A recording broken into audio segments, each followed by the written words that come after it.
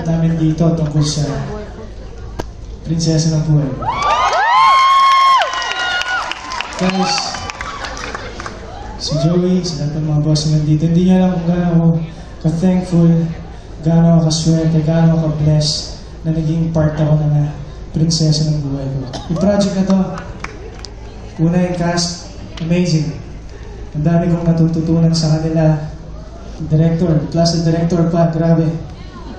Director Del Santos. Napakagaling yung director ko. Kiss ko lang. Direct kiss daw. Joke. Anyways, tungkol sa prinsesa ng buhay ko, kaya sobrang special po sa akin ito. Ito po, panoorin niyo.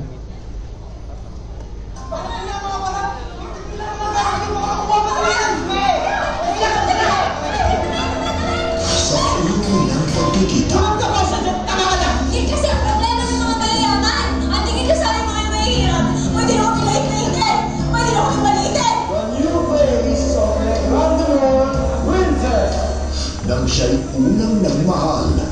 Hindi kita magugustuhan para maging karelasyon ng anak ko. At nang siya'y masaktan. Sumama ka na sa kanya, break na tayo! Fine! Ano ka mga sa akin? Sino ang dadamay? Dahil ang pag-ibig ay hindi magbabago. Kaya sila sa isa't isa. Mabuti kasi, compares na sa mokong ngayon. Hindi pala naman. Mahilig ka na siya mga asar Mars. Parang yung kaibigan mo dati sa akin. Lagi akong inaasar mo. Pero lagi din ako pinagdadal ko. Mother, may kasama mo pala ako. Hindi ba ikaw, Phil? At nang magbalik ang nakaraan. Sorry, totoo ba yun? Wala akong kaibigan manloloko. Sino sila sa buhay ng mga bida?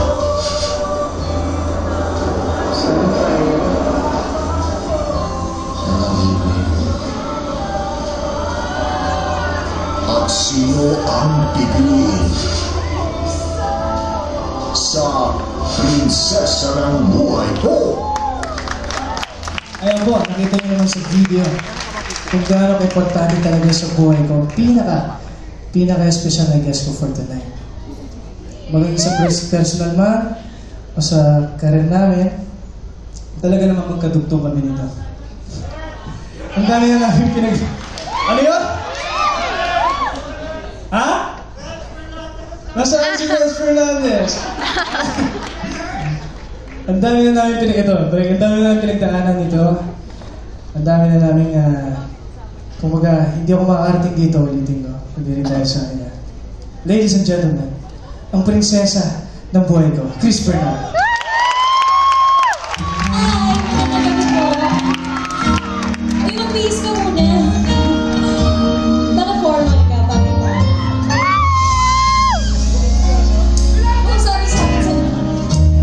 Hello! Kay tagal sa isa-isa, di ko na nabilang pa. Pinapaon na ba? Ngunit hanggang ngayon, ikaw pa ang nasa puso ko at kaluluwa. Dahil ang pag-ibig ko sa'yo ay hindi magbabago.